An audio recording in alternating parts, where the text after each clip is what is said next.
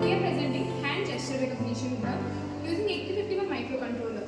This project is useful for the people who have speech impairment and elderly people. Now let's see our project. A flex sensor is a variable resistor that changes resistance depending on how much it is bent. Flat, no bend, then it is low resistance, and if it is bent to any other angle, it shows high resistance. It is like a bending resistor. This change in resistance can be measured to understand the degree of bending. One end of the flex sensor goes to VCC and the other end connects to the analog input pin of a microcontroller like A0 on Arduino. Like that, 5 flex sensors are connected to Arduino here.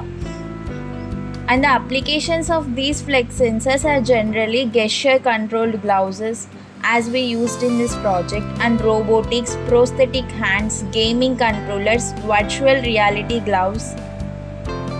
Here what it is happening is like it will read the value when finger is straight, like when flex sensor is straight, and it will read the value when the flex sensors are bent also.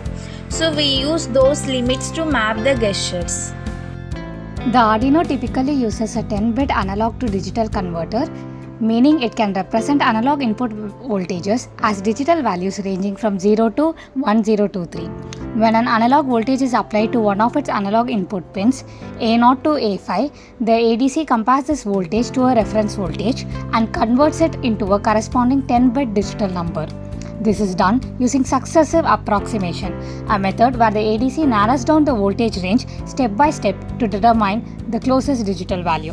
This digital value can be processed by the microcontroller for various applications like sensor readings, control systems, or gesture recognition. Development board is a user-friendly platform designed for easy prototyping with the 8089S52 microcontroller, which is a 8-bit device from Atmel's 8051 family featuring 8 KB flash, 256 byte RAM, 32 I/O lines, and serial communication support. The board typically includes essential components like a crystal oscillator, reset circuit, power supply, and I/O headers, allowing quick interfacing with LEDs, sensors, or motors. It supports in-system programming, enabling users to program the microcontroller directly on the board using an ISP programmer. Programming is done by writing code in assembly language or embedded C, commonly using Keel Microvision, generating a .hex file and flashing it via software like ProgISP.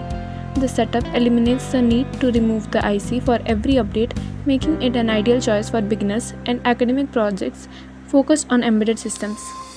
The HC05 Bluetooth module has 6 main pins used for communication and control: VCC, ground, transmission pin, receive pin, enable pin, and state pin. The VCC pin powers the module, typically with 3.3 volt to 5 volt.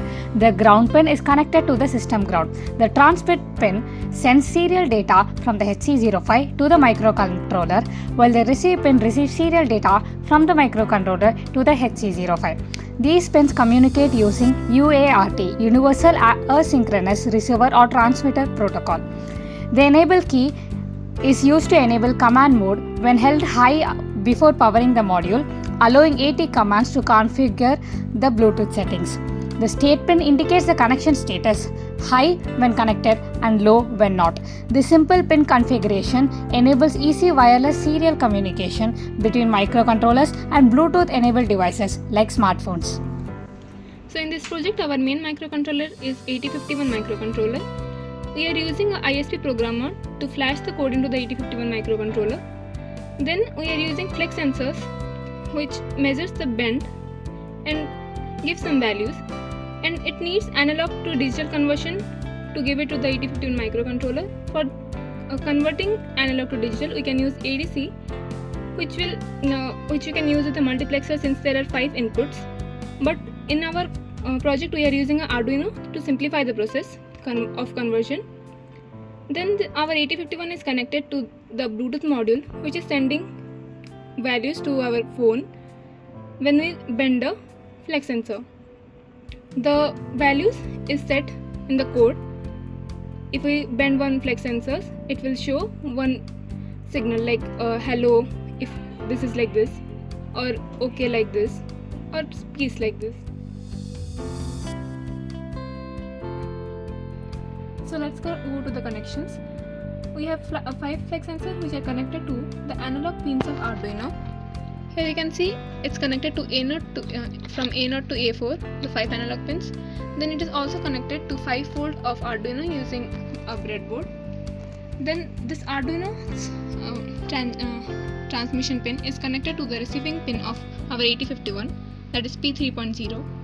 Then P3.1, which is the transmission pin of 8051, is connected to the receiving pin of our Bluetooth module, and VCC of Bluetooth module is connected to the VCC of 8051, and ground is connected to ground of 8051. Then this is connected to the ISP programmer, which is connected to our laptop. Now let's see the path of working. These are flex sensors which give the analog input, which is converted to digital inputs by the Arduino, and it is sent to 8051. 8051 compares these values with the conditions set in the code and finds the gesture mapped. Then it sends the gesture mapped to our phone through the HC05 module. We will see some demo. Let's see the demonstration of Hello. Hello is just having the hand stretched out fully. Now we are connecting to HC05 from our phone. It's connected and it shows Hello. Now we'll go to the next demo, which gives the word OK, which is basically showing the thumbs up symbol. Now we got OK in our phone. Now we go to our final demo of showing the peace symbol. And we get peace in the Bluetooth connection. This is the code for Arduino. Here we are reading 5 analog input values and then we are printing those values in serial monitor.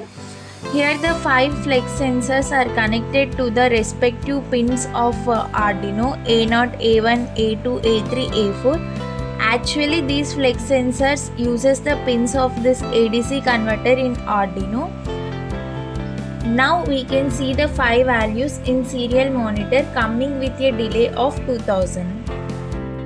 The code which we executed in Keel software generated 0 errors. Actually this is executed with respect to the 8051 microcontroller in C language, and this code receives comma separated flex sensor values via UART, parses the values, classifies gestures based on predefined thresholds, sends back the identified gesture string over Bluetooth.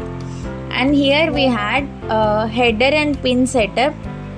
It includes 8051 header and stdb library for 80OI, assigns UART, TX or RX pins using Bluetooth.